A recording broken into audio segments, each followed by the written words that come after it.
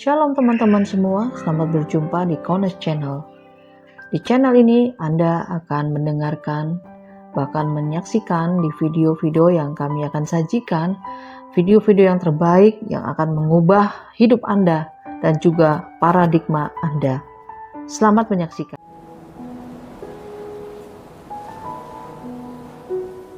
Seperti biasa, kita untuk memahami Dafar Elohim, kita harus kembali ke akar pola Ibrani yang benar, dengan sudut pandang yang benar, yaitu setelah kematian dan kebangkitan Yeshua HaMashiach.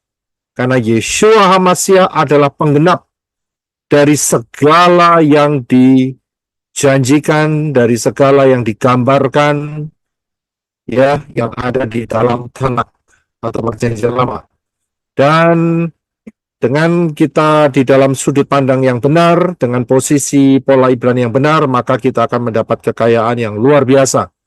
Di luarnya itu, ya, hanya sedikit yang bisa digali, ya, dan miskin. Dan sangat perlu diingat bahwa Bapak Yahweh sudah memberikan dalam tangan saudara dan saya, yaitu Dafar Elohim. Bentuknya adalah Tanakh dan Brit Gadasa, di luar sana lebih dikenal dengan Perjanjian Lama dan Perjanjian Baru, dan di dalamnya sudah lengkap ayat-ayat dan kode-kode yang menyatakan sejak dari kejadian penciptaan Syamayim atau sorga sampai Yerusalem yang baru, itu sudah lengkap. Ya, jadi sangat dahsyat sekali apa yang menjadi rencana Bapak Yahweh buat kita yang hidup tahun 2024 ini. Dengan sangat luar biasa kita diperlengkapi. Ya, kita akan masuk mengenai lawatan yang disia-siakan. Ini yang ingin saya bagikan, bahwa minggu lalu kita juga belajar mengenai saat Matius 24, yaitu saat di mana Yeshua dia pergi ke Yerusalem, ya, pergi ke Yerusalem. Tapi sebelumnya untuk lebih memahami, kita akan membaca terlebih dahulu dari Lukas pasal 19 ayat 29 sampai 44. Ya, silakan Brother Reno. Lukas 19 ayat 29. Dan terjadilah ketika dia sudah dekat ke Bethfage dan Betania ke arah bukit yang disebut Bukit Zaitun, dia mengutus 2 orang muridnya, 30, dengan mengatakan, "Pergilah ke desa yang ada di hadapanmu. Setelah memasukinya, kamu akan mendapati seekor keledai muda yang tertambat, yang di atasnya seorang pun belum pernah menungganginya. Sesudah melepaskannya, bawalah." 31. Dan jika seseorang menanyai kamu, "Mengapa kamu melepaskannya?" kamu harus berkata kepada mereka demikian, "Tuhan berkeperluan atasnya." 32. Dan setelah berangkat, mereka yang diutus itu pun mendapati seperti yang telah dia katakan kepada mereka. 33. Dan selagi mereka melepaskan keledai itu, pemiliknya berkata kepada mereka, "Mengapa kamu melepaskan keledai itu?" 34. Dan mereka berkata, "Tuhan berkeperluan atasnya." 35. Dan mereka membawanya kepada Yeshua, dan setelah menyampirkan jubah-jubah mereka ke atas keledai muda itu, mereka menaikkan Yeshua ke atasnya. 36. Dan sementara dia berangkat, mereka menghamparkan jubah-jubah mereka di jalan. 37. Dan ketika dia sudah makin dekat di turunan Bukit Zaitun, seluruh kumpulan para murid itu mulai bersukacita, memuji Elohim dengan suara nyaring berkenaan dengan segala kuasa yang telah mereka lihat. 38. Seraya berkata, "Diberkatilah dia yang datang sebagai Raja dan nama Yahweh, damai sejahtera di Syamayim dan kemuliaan di tempat yang maha tinggi." 39. Dan beberapa orang Farisi dari kerumunan orang itu berkata kepadanya, "Guru, tegurlah murid-muridmu itu." 40. Dan saya menanggapi, dia berkata kepada mereka, "Aku berkata kepadamu bahwa jika mereka ini diam, maka batu-batu ini akan berteriak." 41. Dan ketika dia mendekat sambil memandang kota itu, dia menangis atasnya. 42 seraya berkata, "Jika saja engkau tahu hal-hal untuk damai sejahteramu, setidaknya dalam harimu ini, tetapi sekarang semuanya itu tersembunyi dari matamu." 43, "Sebab hari-harinya akan datang atasmu, dan para pembencimu akan memasang berkeliling kubu-kubu terhadapmu, dan mengepungmu serta mengimpitmu dari segala jurusan." 44, "Dan mereka akan meruntuhkan kamu dan anak-anakmu yang ada bersamamu, dan tidak akan meninggalkan padamu sebuah batu di atas sebuah batu, karena engkau tidak mengetahui saat lawatan bagimu." Ya, terima kasih. Saudara, kita sudah belajar minggu lalu banyak panjang lebar maksud saya mengenai Matius pasal yang ke-24. Dan saat itu saya ambil juga saya kutip mengenai apa yang dikatakan oleh Yeshua di dalam Lukas 41 sampai 44. Saya yakin saudara paham. Ini bercerita mengenai tahun 70 di mana Jenderal Titus dia mengepung Yerusalem dan menghancurkannya serta terutama merata tanahkan Bait Elohim yang kedua saat itu yang direnovasi oleh Nehemia dan Ezra, dan juga di zaman Nehemia dan Ezra, dan juga terus dipercantik oleh Herodes the Great, Herodes Agung. Ya, kita sudah belajar mengenai itu. Tapi satu hal yang ingin saudara harus cermati, saat saya memberikan pengajaran Matius 24, saya juga memberikan kepada saudara mengenai lawatan. Karena di dalam ayat 44, Lukas 19:44 dikatakan, "Dan mereka akan meruntuhkan kamu dan anak-anakmu yang ada bersamamu, dan tidak akan meninggalkan padamu sebuah batu di atas sebuah batu, karena engkau tidak mengetahui," ini garis bawahi, "karena engkau tidak mengetahui saat lawatan bagimu." Ya, saya sudah jelaskan sedikit mengenai bahwa lawatan ini hanya terjadi satu kali saat itu. Ya, kalau kita perhatikan saudara, Yeshua itu dia berulang-ulang pergi ke Yerusalem. Ya, berulang-ulang. Selama 3,5 tahun di dalam ministrinya, bahkan sebelum itu, Yeshua pun harus ke Yerusalem. Ya, harus ke Yerusalem. Paling tidak berapa kali, saudara? Paling tidak. 3 kali, Pak. Ya, terima kasih. Betul, 3 kali. Mengapa? Itu perayaan roti tidak beragi, Shavuot, sama saat Sukkot. Iya, terima kasih. Ya, terima kasih untuk jawabannya. Betul. Ya, jadi paling tidak itu Yeshua harus ke Yerusalem itu tiap-tiap tahun 3 kali. Pada saat roti tidak beragi, Yom Hamatzah, kemudian pada saat perayaan Shavuot, ya, Pentakos, kemudian perayaan Sukkot. Itu wajib, saudara. Ya, wajib. Karena tertulis dalam Torah, dalam 3 hari raya itu, ya, seluruh laki-laki Israel, ya, Yahudi, harus menghadap Yahweh di Yerusalem, di Bait Elohim. Jadi dari situ indikatornya bahwa Yeshua itu berulang-ulang ke Yerusalem. Bahkan lebih dari itu, saudara.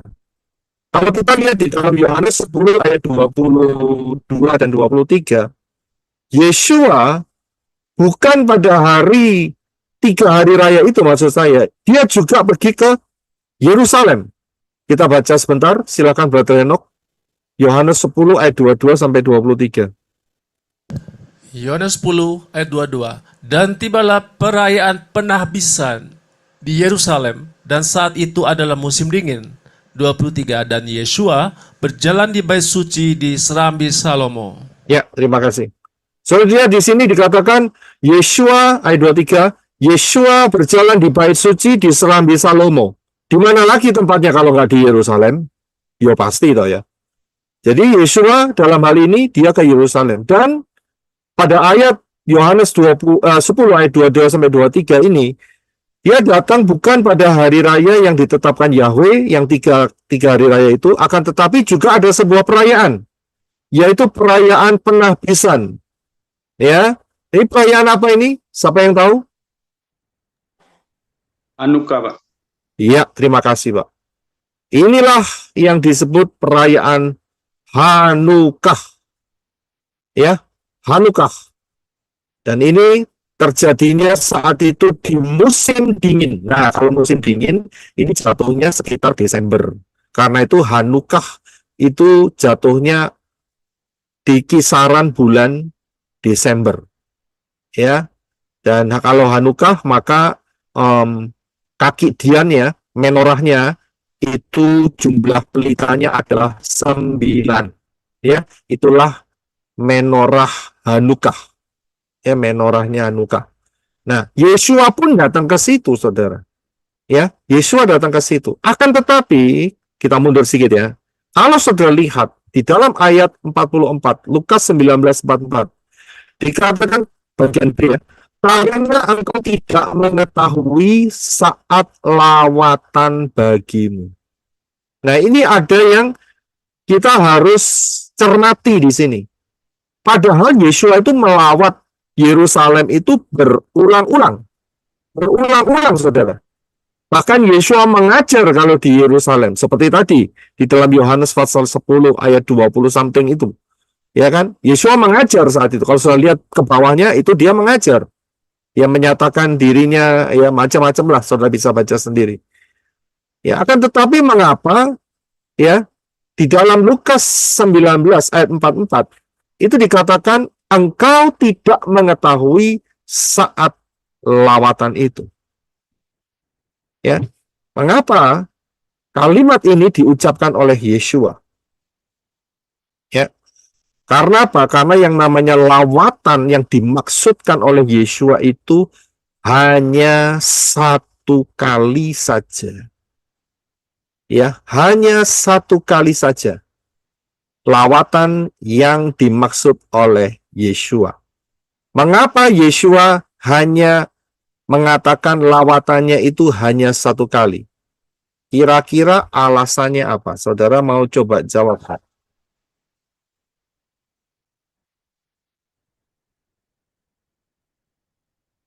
Mengapa lawatannya hanya satu kali? Ya Pak, saya coba jawab. Ya karena Silakan. Yeshua tidak mungkin disalibkan berulang-ulang, jadi hanya satu kali itu aja. Yeshua disalibkan berulang-ulang, hanya satu kali. Oke, Maksudnya oke. Ya, kita tampung dulu. Terima kasih. Ada lagi yang mau coba untuk menjawab enggak? Apa alasannya kok lawatan yang dimaksud Yeshua itu hanya satu kali? Kairos itu enggak mungkin berkali-kali, hanya satu kali aja. Kairos. Oke, kita bisa tampung ya. Ada lagi yang lebih mau menjawab? Iya.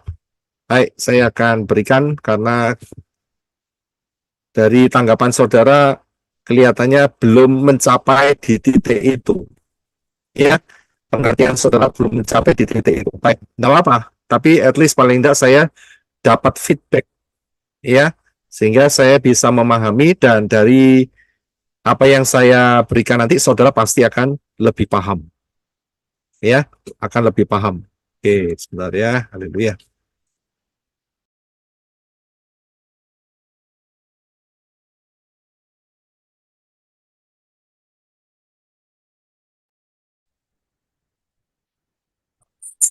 Double, Pak. Shalom, Pak. Double suaranya, Pak. Sekarang masih double? Masih, Pak. Masih double suara saya? Enggak, Pak. Enggak, Jakarta, Pak. Bagus Pak. suaranya. Daerah-daerah yang lain? Tadi Surabaya. Bagus, Pak. Bagus? Oke, iya. Terima kasih untuk feedbacknya. Kita akan lanjutkan. Apa alasannya? Mengapa Yeshua mengatakan lawatan itu yang dimaksud di dalam Lukas tadi? Karena ini, saudara. Ya, kalau kita lihat kembali di dalam Lukas 19 ayat 29 sampai 44 yang telah kita baca. Ada satu peristiwa yang sangat terkenal di mana Yeshua saat itu masuk ke Yerusalem dengan mengendarai keledai. Ya, Yeshua masuk dengan mengendarai keledai, dan saat itu kumpulan orang-orang yang di situ mereka bersorak-sorai, bahkan di ayat yang lain, di kitab yang lain mereka mengatakan Hosana, Hosana. Betul ya? Dan di sana mereka menghamparkan jubah-jubah mereka, dan kemudian juga ada yang mengambil daun daripada pohon palem dan menghamparkannya, sehingga Yeshua yang sedang naik mengendarai keledai, dia berjalan di atas jubah-jubah dan daun-daun palem yang dihamparkan pada saat itu. Saudara tahu, jubah-jubah dan daun-daun palem itu, ya, itu menggambarkan kalau hari ini adalah kira-kira apa, saudara? Ada yang tahu? Arak-arakan, Pak. Bukan arak-arakan. Yang lebih tepat 5G, adalah 5G, kenapa, Brisco? 5G. Bukan 5G, ini tidak ada hubungannya dengan pohon palem. Oke, Pak. Ada. Ya, jadi ini yang saya bicarakan adalah jubah yang dihamparkan beserta dengan daun-daun palem. Ini sebetulnya kalau hari ini adalah red carpet. Saudara tahu red carpet? Karpet merah. Karpet merah. Apa fungsinya karpet merah? Karpet merah. Penyambutan. Penyambutan, Pak. Kan VVIP. Iya, terima kasih. Karpet merah itu tujuannya untuk menyambut orang yang sangat dihormati. Ya, orang yang betul-betul spesial. Itu hari ini mereka pakai yang namanya red carpet atau karpet merah. Saudara perhatikan, saat ada presiden datang berkunjung ke negara lain, maka yang dihamparkan adalah red carpet. Ya, karpet merah. Bukan karpet hitam. Kalau karpet hitam itu ngajak perang gitu ceritanya. Ya, harus karpet merah. Ya, saudara perhatikan, itu sebuah kode, saudara. Ya, sebuah sebuah kode ya, sebuah tata cara internasional untuk menyambut orang yang dihormati. Jadi begitu. Begitu pula saat itu kejadiannya, saat Yeshua masuk ke Yerusalem hari itu, ya, orang banyak berteriak-teriak menyambut dia dan menghamparkan red carpet dalam bentuk jubah-jubah dan daun-daun palem. Nah, kalau kita lompat di ayat yang ke-39, maka orang-orang Farisi, dia tahu apa yang menjadi tanda yang dia lihat di depannya dia. Sehingga orang Farisi itu berkata, ayat ke-9, 39 maksud saya, Guru, tegurlah murid-muridmu itu. Saya bisa lihat, kenapa ditegur? Supaya peristiwa ini nggak terjadi, saudara. Ya, dan Yeshua menanggapi, ya, kalau mereka ini diam, orang-orang ini diam, maka batu-batunya Yerusalem, tembok Yerusalem itu bisa berteriak. Saudara bisa lihat, batu-batu akan berteriak. Ini sebetulnya kalau lebih dalam lagi kita bisa mendapatkan sebuah kode, ya, bahwa nanti di Syamayim itu segala sesuatu hidup, saudara. Bisa jadi batu itu bisa berbicara, saudara. Ini kode ya. Itu next time aja kita bahas mengenai alam supernatural. Ya, tapi saya berikan selentingannya saja. Ya, itu kira-kira seperti itu. Bayangkan saudara, apa yang dikatakan Yesua ini benar loh. Kalau sampai mulut manusia saat itu dia tidak ada yang memuji Yesua saat itu, saat lawatan itu, maka batu-batu Yerusalem yang gede-gede itu, ya saya yakin beberapa saudara sudah ke Yerusalem, itu batunya akan berteriak. Dan berteriaknya, Hosana, Hosana, diberkatilah dia yang datang sebagai Raja dalam nama Yahweh. Damai sejahtera di Syamayim dan kemuliaan di tempat maha tinggi. Itu yang ngomong batu, bukan mulut manusia. Ya, kembali lagi. Ayat 39. Apa yang dipahami oleh orang Farisi ini?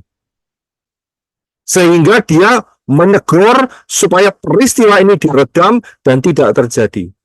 Apa yang dipahami?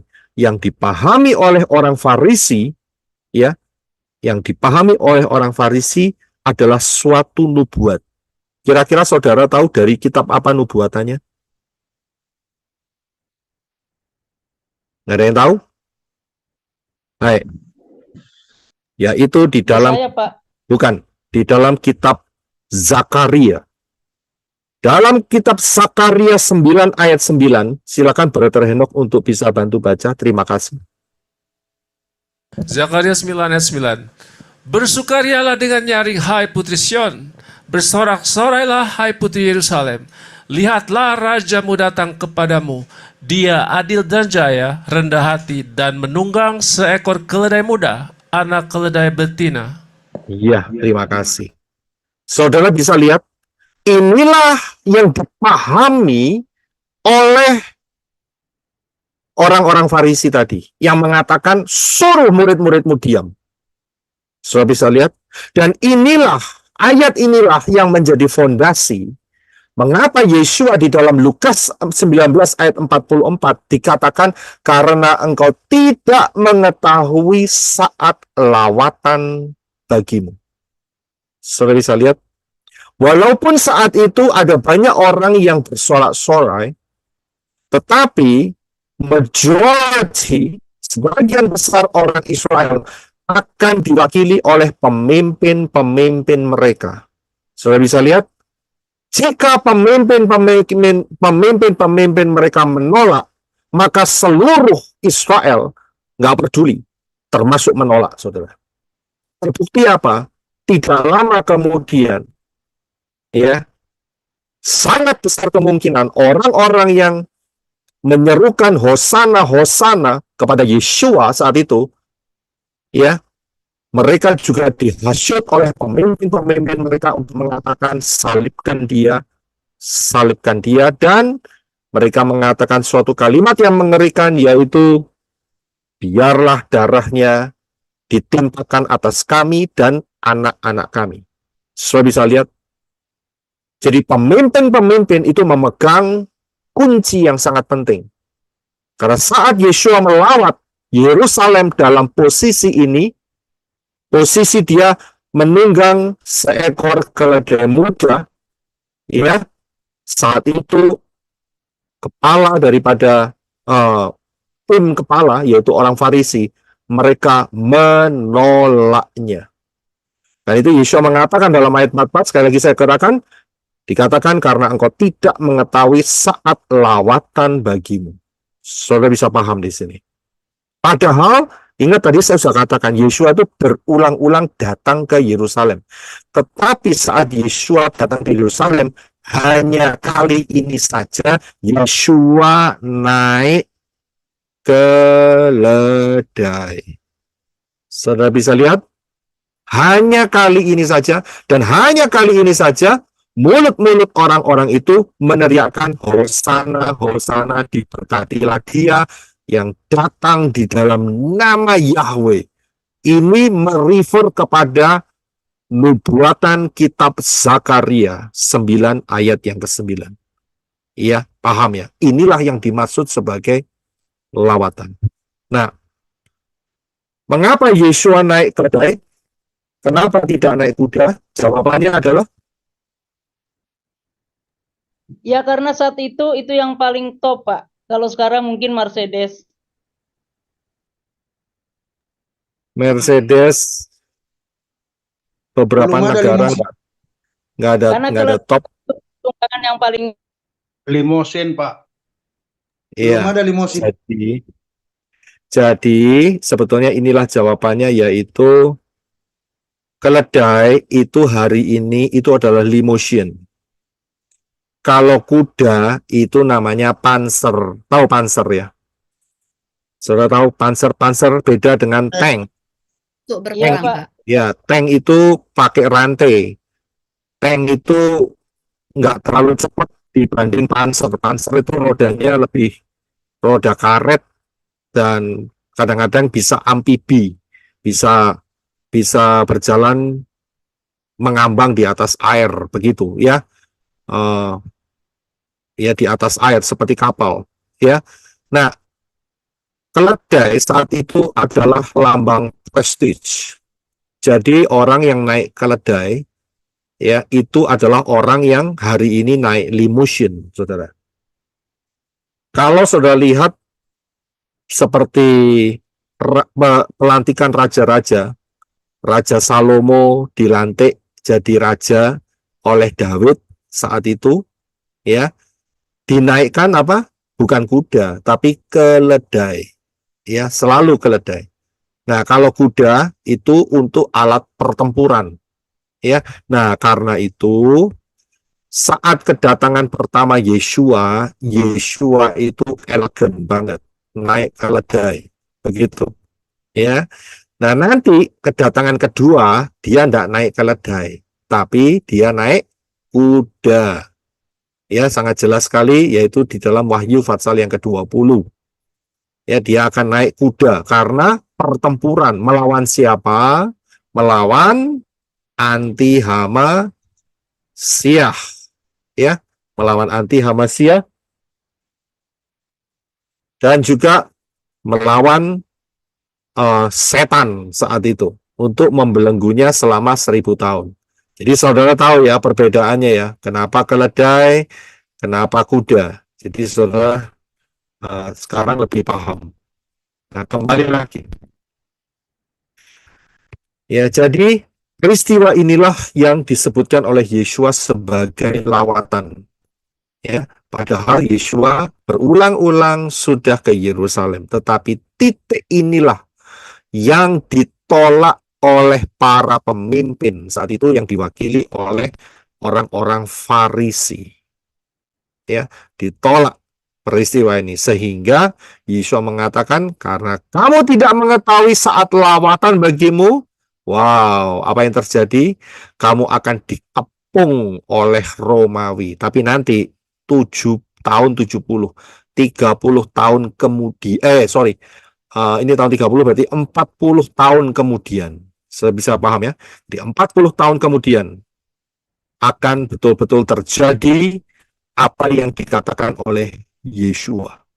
Tidak ada satu batu pun yang diletakkan di atas batu itu berbicara kepada bait Elohim yang direnovasi ya dengan cantik oleh Herodes the Great, ya, Herodes Agung. Dan itulah yang dirata tanahkan oleh Jenderal Titus.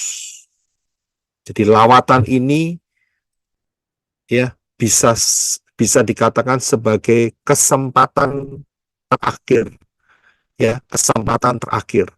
Dan juga kita bisa pergunakan waktu lawatan Elohim ini sebagai suatu waktu kesempatan yang diberikan oleh Elohim kepada manusia, kepada saudara dan saya. Karena itu, jangan keras hati. Karena waktu lawatan ini berbahaya. Kenapa? Kita akan lihat beberapa contoh, saudara. Ya, dan juga bisa jadi hanya satu kali. Ya, bisa jadi hanya satu kali. Jadi, kita akan lihat beberapa contoh di dalamnya. Yang pertama adalah lawatan Yahweh kepada Kain. Ya, Yahweh sudah melawan Kain. Kita sudah lihat pengajarannya ini, tapi kita akan baca ayatnya, yaitu Kejadian 4, ayat 5-7. Silakan, Brother Reno. Kejadian 4 ayat 5. Kepada Kain, dan persembahannya, Yahweh tidak berkenan. Maka Kain menjadi sangat gusar dan wajahnya menjadi muram. 6. Yahweh berfirman kepada Kain, "Mengapa engkau marah dan mengapa mukamu menunduk?" 7. Jika engkau melakukan yang baik, apakah engkau tidak diterima? Tetapi jika engkau tidak melakukan yang baik, dosa dan keinginannya sudah mengintai di depan pintu, tetapi engkau harus menguasainya. Iya, terima kasih. Kita sudah tahu ceritanya. Saudara belum tahu, ya saudara bisa lihat di time travel mengenai spirit of Cain, roh Cain. Ya, di sana dia hatinya panas karena persembahannya tidak diterima oleh Bapak Yahweh, dan disitulah Bapak Yahweh memberikan lawatan. Apakah dia bertobat? Apakah dia mendengar apa yang dikatakan oleh Bapak Yahweh? Saudara tahu ceritanya. Walaupun dia dilawat oleh Bapak Yahweh saat itu, padahal Bapak Yahweh langsung berfirman, "Kenapa engkau marah? Kenapa mukamu menunduk?"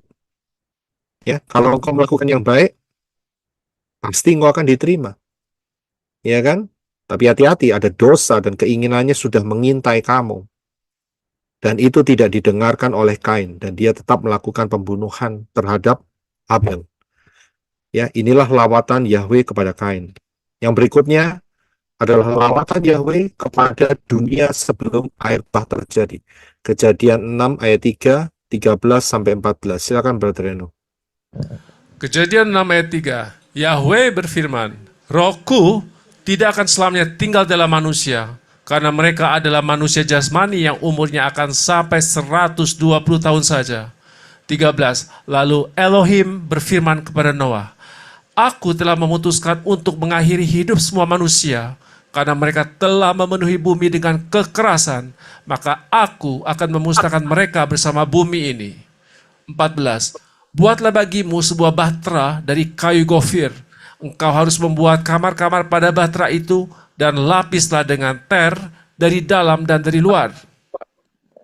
Iya, terima kasih. Sudah bisa lihat lawatan Bapak Yahweh kepada dunia sebelum dunia ini divonis dijatuhi air bah dan diberi kesempatan yang sangat-sangat terakhir, yaitu dinyatakan dengan sebuah bahtera yang sangat besar sekali, saudara. Ya, itu pun tidak ada satu yang masuk kecuali hanya 8 orang dan binatang-binatang yang merunduk. Sudah bisa lihat, manusianya saja hanya 8. Noah, istrinya, 3 putranya, dan 3 mantu perempuannya. Itu saja yang masuk. Padahal lawatan ini diberikan selama 120 tahun. Ya, jadi seringkali manusia tidak memahami. Ya, dan ini yang terjadi. Lawatan itu terjadi, mereka pikir ini sebuah olok-olokan. Ini sebuah sirkus. Ya, nggak pernah ada hujan, bikin kapal segitu besarnya. Ini kan aneh. Dan dikatakan akan ada hujan. Apa yang ternyata terbukti, ya kita sudah tahu karena kita sudah melewati masa itu. Kita bisa melihat dari sudut pandang ke belakang. Ya, peristiwa ini terjadi sekitar hampir 4.500 tahun yang lalu. Ya, padahal ya Bapak Yahweh sudah memberikan lawatannya. Yang berikutnya, lawatan Yahweh kepada Firaun. Keluaran 9 ayat 33 sampai 35. Silakan Brother. Keluaran 9, 33 sampai 35. Dan Musa keluar dari tempat Firaun, dari kota itu, lalu menadahkan telapak tangannya kepada Yahweh, dan berhentilah gemuruh dan hujan es, dan hujan tidak lagi tercurah ke bumi. Dan Firaun melihat bahwa hujan es dan gemuruh telah berhenti, tetapi dia masih menambah dosanya, dan dia mengeraskan hatinya, dia maupun hamba-hambanya, dan hati Firaun menjadi keras, dia tidak melepaskan Bani Israel pergi, seperti Yahweh telah berfirman melalui perantaraan Moshe. Terima kasih. Sudah bisa lihat, walaupun bentuk lawatan Bapak Yahweh adalah dalam bentuk hukuman, tapi sudah bisa melihat ya kekerasan hati daripada Firaun. Dan Firaun sebetulnya di ayat-ayat sebelumnya sudah dikatakan oleh penasehat-penasehatnya, mereka mengatakan ini tangan Elohim, kamu tidak akan mampu. Tetapi karena Firaun kesombongannya merasa dirinya adalah titisan dewa matahari. Nah itu dia, saudara. Ya, jadi dia bukan manusia biasa dan dia adalah dewa. Ini yang berbahaya sekali. Manusia mendewakan dirinya. Dan ini terjadi di kerajaan-kerajaan, di kekaisaran, itu mereka selalu mengatakan kamu adalah titisannya dewa. Selalu seperti itu. Dan inilah yang membuat kesombongan, padahal dia hanya sebagai manusia biasa. Ya, dan inilah kekerasan hatinya sehingga menutup mata rohaninya, nggak bisa melihat mata spiritualnya, bahwa sebetulnya lawatan daripada Elohim itu dalam bentuk hukuman. Ya, ini lawatan. Tapi apa yang terjadi? Dia bertindak salah, yaitu terus mengeraskan hatinya dan tidak membiarkan orang Israel keluar dari Misraim. Sebetulnya kalau keluar dan dia memberkati memberkati Israel maksud saya, sebetulnya saya yakin Mesir tidak akan hancur. Tapi gara-gara ini Mesir betul-betul ditunggang balikkan luar biasa, habis-habisan. Saya bisa lihat ini lawatan yang disia-siakan, ya kan? Jadi dalam bentuk apa? Dalam bentuk hukuman. Kemudian lawatan Yahweh kepada Raja Saul. Kita akan baca di dalam 1 Samuel 10 ayat 9 sampai ke 10. Silakan Brother Enoch. 1 Samuel 10 ayat 9 dan 10. Dan terjadilah pada waktu itu ia membalikan badannya untuk pergi dari Samuel. Elohim mengubah dia dengan hati yang lain. Dan semua tanda itu terjadi pada hari itu. Lalu sampailah mereka di sana, di bukit. Dan lihatlah, serombongan nabi ada di sana menemuinya. Dan roh Elohim menggerakkannya, lalu ia bernubuat di tengah-tengah mereka.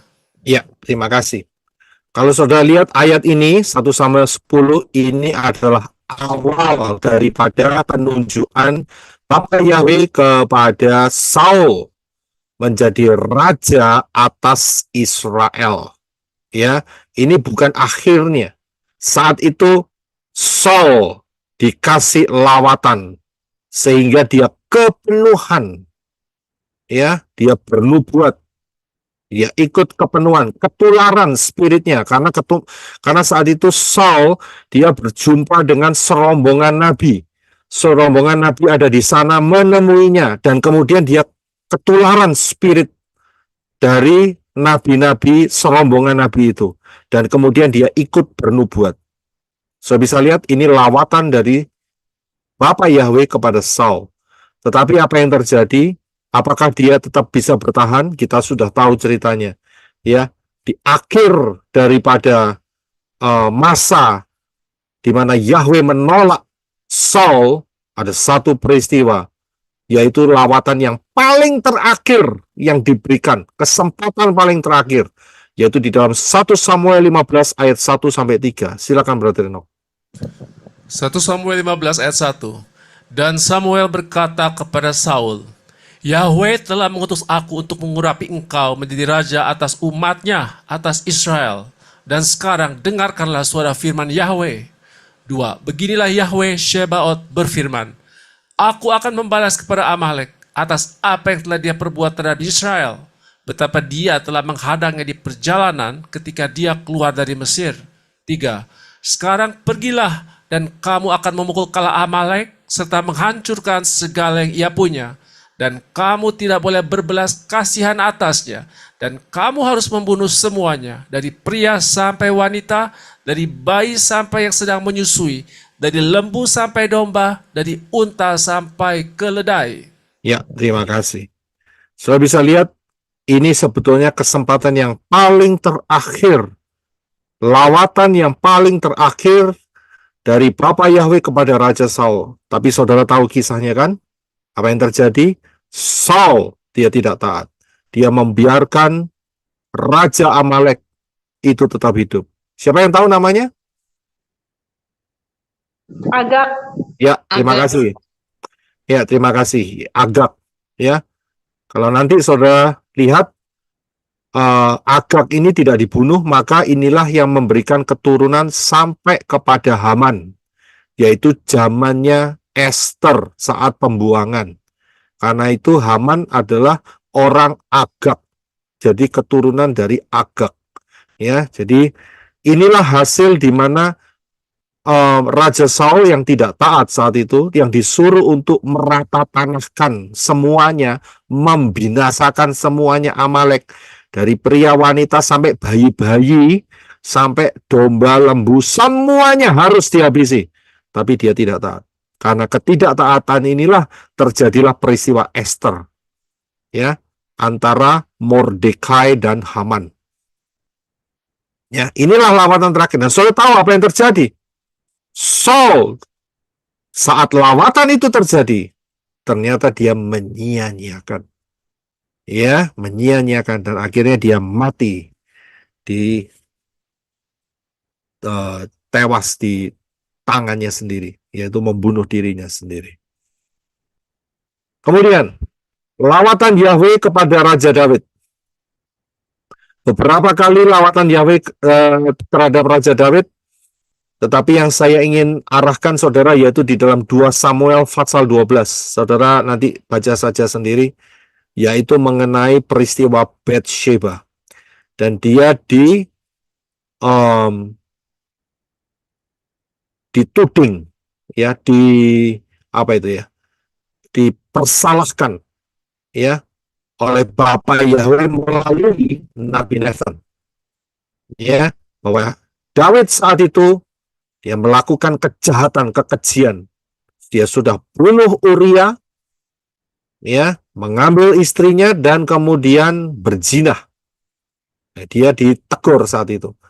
Nah, disinilah Daud dilawat oleh Yahweh. Ya, di satu kalimatnya dikatakan bahwa Daud diampuni dosanya sehingga dia tidak mati saat itu. Ya, dan kita tahu peristiwanya, Daud meresponi dengan sangat tepat walaupun ada risikonya. Risikonya adalah dia kehilangan anaknya yang pertama dari Bathsheba. Mati. Ya, ditulahi oleh Bapa Yahweh sehingga anak itu harus mati. Tetapi lawatan ini tidak disia-siakan oleh Daud. Ya, lawatan ini tidak disia-siakan oleh Daud. Dan saudara tahu, sejak dari masa anak ini lahir atau saat perzinahan daripada Daud dengan Bathsheba sampai ditegur oleh Nabi Nathan, ini berlangsung lebih dari 1 tahun, saudara. Paling tidak 1 tahun. Dan Daud saat itu merasa nyaman-nyaman saja. Akan tetapi apa yang terjadi? Yang terjadi adalah, ya, Daud dosa ini tidak bisa disembunyikan. Dan akhirnya Bapak Yahweh sendiri yang membongkarnya melalui Nabi Nathan. Ya. Tetapi untungnya saat lawatan Yahweh kepada Raja Daud, dia melakukan langkah yang positif. Ya, dia melakukan langkah yang positif. Dia tidak seperti Raja Saul, tetapi dia melakukan hal yang positif walaupun di sisi yang lain dia menerima akibat daripada dosanya. Ya, akibat daripada dosanya. Yaitu apa akibatnya? Siapa yang tahu apa akibatnya? Anaknya bunuh-bunuhan. Iya, selain anaknya mati, anaknya bunuh-bunuhan. Betul, ya. Terbukti dari Absalom membunuh siapa? Si Amnon. Saya sudah berikan penjabarannya beberapa waktu yang lalu, ya. Dan inilah yang dialami oleh keluarga dari Daud, ya. Kemudian yang berikutnya, lawatan Yahweh kepada Yudas Iskariot. Yohanes 13 ayat 24 sampai 27. Silakan Brother Reno. Yohanes 13 ayat 24. Lalu Simon Kepa, yaitu Petrus, memberi isyarat kepada orang itu untuk bertanya, tentang siapakah gerangan yang dia bicarakan. 25. Dan yang bersandar pada dada Yesua itu berkata kepadanya, Tuhan, siapakah dia? 26. Yesua menjawab, ia adalah orang yang kepadanya aku akan memberikan pecahan roti setelah mencelupkannya. Dan setelah mencelupkannya, dia memberikan pecahan roti itu kepada Yudas Iskariot, anak Simon. 27. Dan sesudah pecahan roti itu, kemudian setan masuk ke dalam orang itu. Lalu Yesua berkata kepadanya, apa yang engkau lakukan, lakukanlah segera. Iya, terima kasih. Sudah bisa lihat, inilah lawatan yang diberikan oleh Bapa Yahweh kepada Yudas Iskariot. Seandainya dia paham, ya dia pasti akan menyesali kalau sampai dia akhirnya masuk ke dalam lautan api. Tapi apa yang terjadi? Dia tidak menyadarinya. Dia sangat dibutakan matanya. Ya, sangat dibutakan matanya. Padahal dia sudah melihat mujizat demi mujizat terjadi, pengajaran-pengajaran yang sangat luar biasa terjadi, tetapi konsep alam pikirannya dia tidak bisa lepas.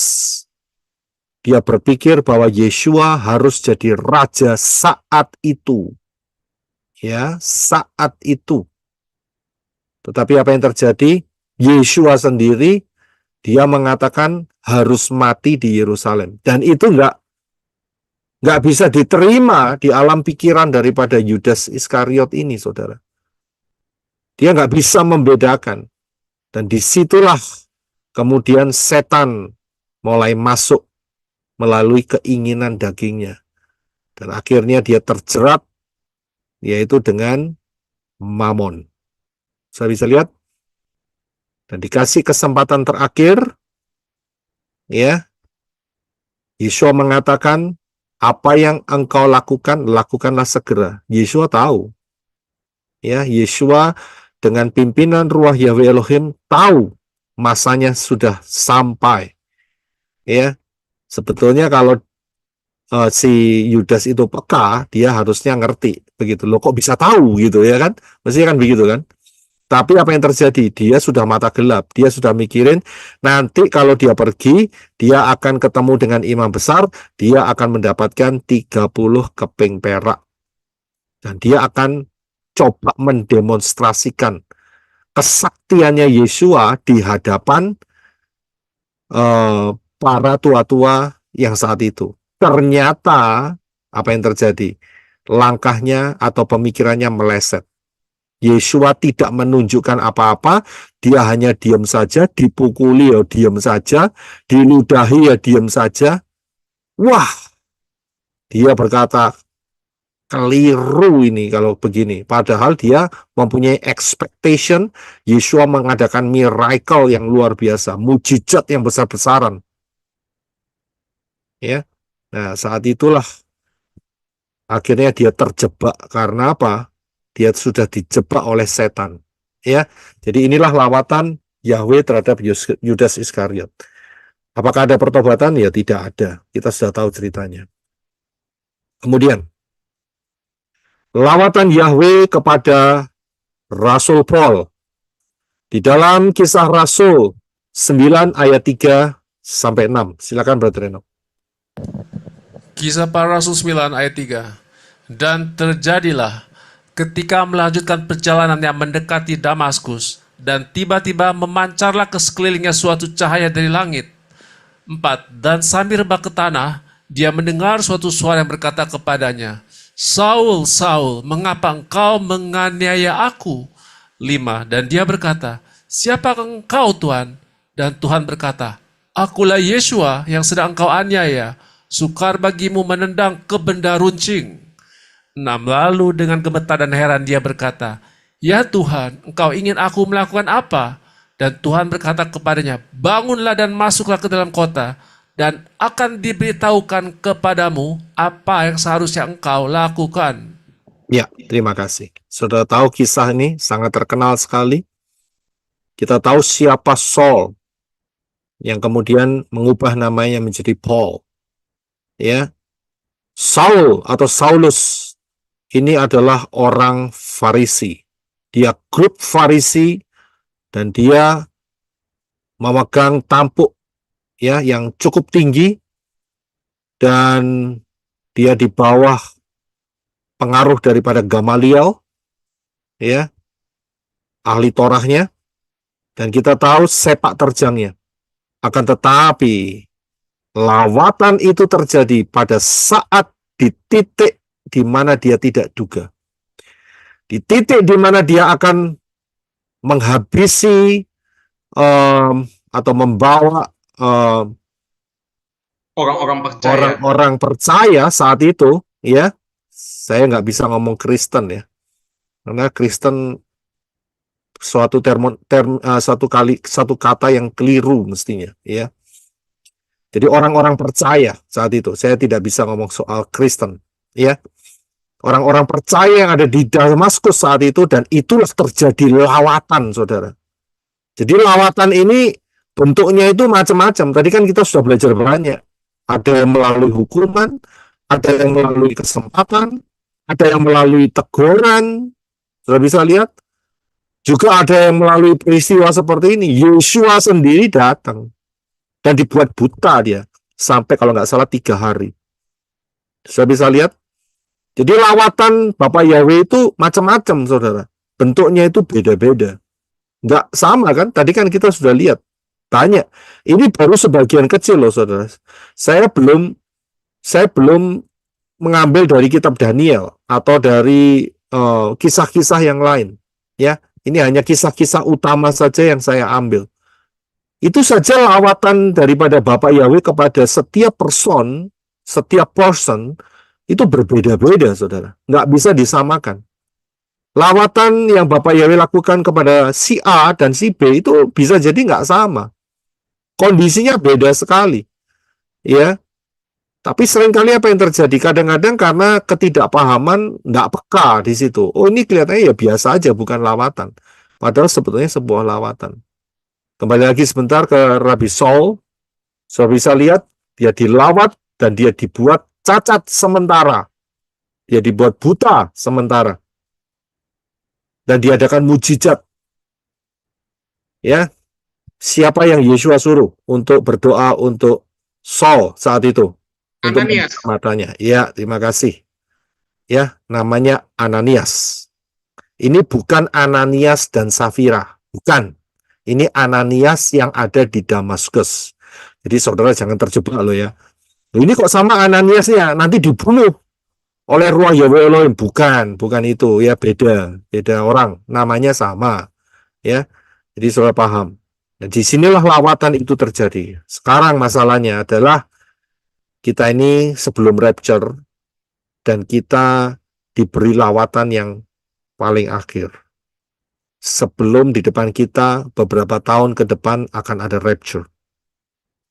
Bagaimana respon saudara saat lawatan itu diturunkan? Ingat, tadi saya sudah katakan bahwa lawatan Yahweh ya terhadap manusia, lawatan Bapa Yahweh terhadap manusia itu beda-beda. Dari Kain beda dengan Saul, Raja Saul. Beda dengan Paul. Beda dengan Daud. Beda dengan macam-macam. Saudara sudah lihat tadi semuanya. Ya kan? Jadi kita nggak bisa samakan. Ya. Bapak Yahweh yang tahu persis kondisi saudara masing-masing. Bagaimana responmu? Ya, terhadap lawatan yang sedang bekerja. Hari-hari ini ada banyak pembukaan daftar Elohim yang semakin jelas. Tapi di satu sisi ada juga yang mereka punya label mengagungkan Yahweh di dalam Yeshua HaMashiach. Tapi tidak percaya akan karya Ruach Yahweh Elohim. Ya, saya langsung spesifik mengenai speak in tongue. Mengatakan bahwa Yeshua tidak mengajarkan speak in tongue. Saya lihat pernyataan orang ini bodoh, saya bilang. Sangat-sangat bodoh. Ya, tapi berani ngajar. tapi berani buka channel, yaitu hak-hak dia. Tapi ingat, apa yang dikatakan itu bodoh karena apa? Jelas dipakai setan untuk menyesatkan. Kita lihat aja kronologinya. Yeshua harus naik ke Syamayim dulu, baru ruah Yahweh Elohim turun, baru ada speak in tongue. Saya bisa lihat urutannya begitu. Lah kok Yeshua ngajarin speak in tongue? Ini orang pikirannya sudah kalang kabut, kanan kiri nggak tahu arahnya kemana. Ya, yang penting disikat saja. Speak in tongue itu ya menurut dia mungkin dari setan, ya kan? Sehingga dia mencoba untuk menabur benih, yaitu benih kematian, benih kejahatan, yang mengatakan Yeshua tidak mengajarkan speak in tongue. Ya, kalau saudara bisa memahami dengan baik dan benar pola yang benar mengenai Davar Elohim, ya, saudara tidak gampang menerima apa yang dikatakan oleh manusia satu ini, saudara. Ya, tidak gampang teracuni. Ini berbahaya sekali bagi yang tidak tahu. Tapi bagi saudara yang tahu, saudara tahu keindahan luar biasanya karya ruah Yahweh Elohim melalui speak in tongue. Saudara bisa lihat, ya, inilah lawatan. Sebetulnya ini lawatan buat dia. Bapak Yahweh mengasihi dia, tapi dianya nolak. Begitu, ya. Dianya nolak dengan pengajaran-pengajaran yang super antik sekali yang dikeluarkan. Nah, bagaimana respon saudara? Saudara punya kehendak bebas. Ya, ingat, salah pilih, salah destiny. Itu saja yang saya mau kasih tahu. Saat lawatan itu terjadi dalam kehidupan saudara, salah pilih, salah destiny. Raja Saul salah pilih, matilah dia. Bisa lihat, Rabi Saul, dia tepat memilihnya, dia dapat banyak mahkota. Saudara bisa lihat, dia sampai bahkan dia sempat naik ke Syamayim level yang ketiga. Bayangin saudara. Dan menjadi berkat sampai detik ini, bahkan masa yang akan datang. Dari tulisan-tulisannya yang saat dia di penjara. Saudara bisa lihat mahkotanya sakpiro buahnya ini manusia yang satu ini, si Rabi Saul ini. Dia selalu memberikan impact sepanjang zaman, hampir 2000 tahun, saudara. Bahkan lebih. Ini orang memang Bapak Yahweh kasih anugerah yang luar biasa. Saudara bisa lihat, salah langkah, salah destiny. Saudara ngikutin pengajaran yang salah, saudara akan keracunan. Minum racun, terus apa yang terjadi lama-lama? Mudah, saudara. Jawabannya adalah 4M. Ya, siapa yang mau menjawab 4M? Mati. Mati moder. Ya. Mati mate, modiar mampus. Iya kan?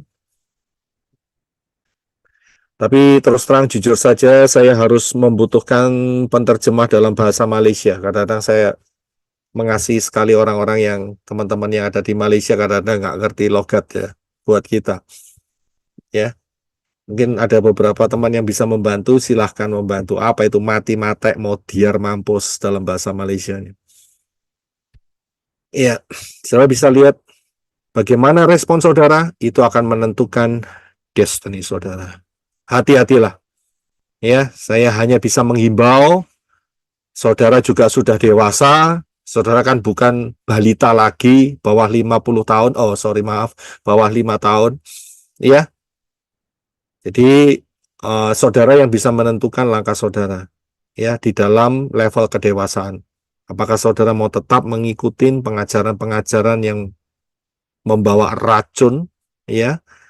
Atau saudara mau mengikuti pengajaran di mana saudara dipersiapkan terus di dalam grup 5 gadis yang bijaksana, dan satu kali nanti saudara akan di rapture, saya juga di rapture, kita semua di rapture, ya, dan kemudian menjadi mempelai Yeshua HaMashiach, kita dimahkotai, ya, saudara akan dikasih rewards, hadiah-hadiah, karena perbuatan-perbuatan yang saudara lakukan selama di bumi ini di dalam pimpinan Ruah Yahweh Elohim, dan saudara dan saya menjadi mempelai Yeshua HaMashiach dan didudukkan di tahta Elohim bersama Yeshua. Wah, luar biasa banyak sekali janjinya, saudara. Ya, nggak cukup. Ya, nggak cukup untuk dijelaskan dengan kata-kata. Sangat dahsyat, sangat luar biasa. Pilihan ada di tangan saudara. Ya, saudara tidak lagi balita yang terus disuapin, tapi saudara harus bisa makan sendiri, ya, makan sendiri. Kebenaran dafar Elohim yang baik dan benar dan tidak keracunan, ya, tidak keracunan. Ini sangat-sangat penting sekali. Ya, sangat-sangat luar biasa persiapan yang Bapak Yahweh berikan buat kita dalam beberapa tahun terakhir ini menjelang rapture, ya, menjelang rapture. Haleluya.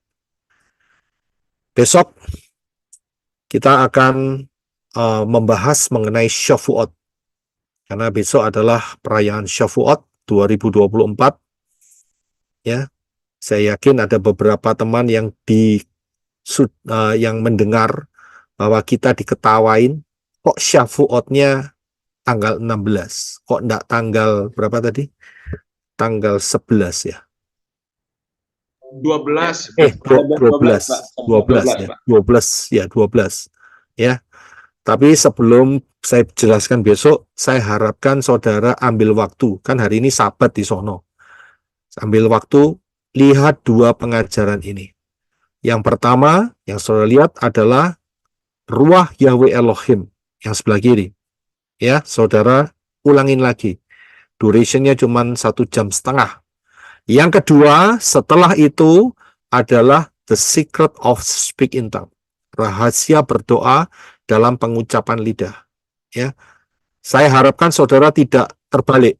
Jadi yang pertama lebih baik saya anjurkan, ya, saudara dengarkan hari ini karena sana Sabat, saudara juga ikut bisa mengaktifkan dua pengajaran ini, ya. Yang pertama adalah Ruah Yahweh Elohim. Yang kedua adalah The Secret of Speak in Tongue, Praying in Tongue, rahasia berdoa di dalam pengucapan lidah. Ya, ambil waktu karena besok adalah Shavuot. Saya akan jelaskan suatu penjelasan yang mungkin saudara belum pernah menerimanya sebelumnya. Ya, jadi ambil waktu.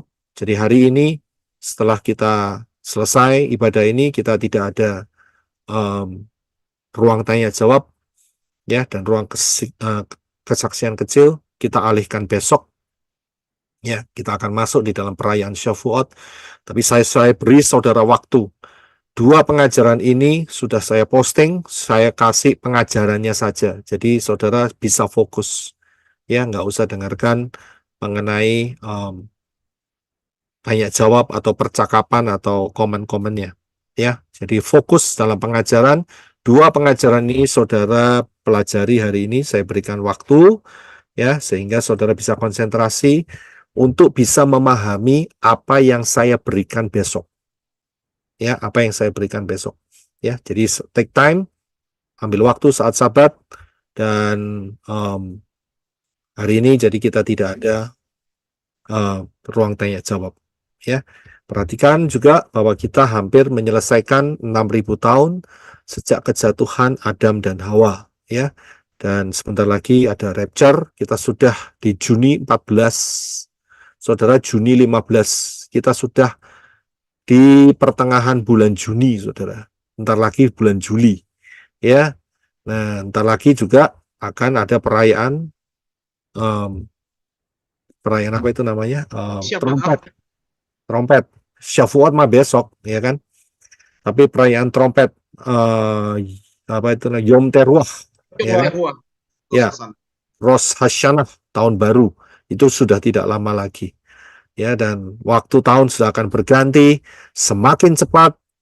Ya, pola Shemitah ini terus akan mendekat, menyempit terus.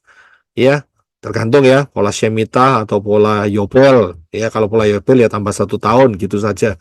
Tapi ingat, 1 tahun itu rasanya juga sangat cepat sekali.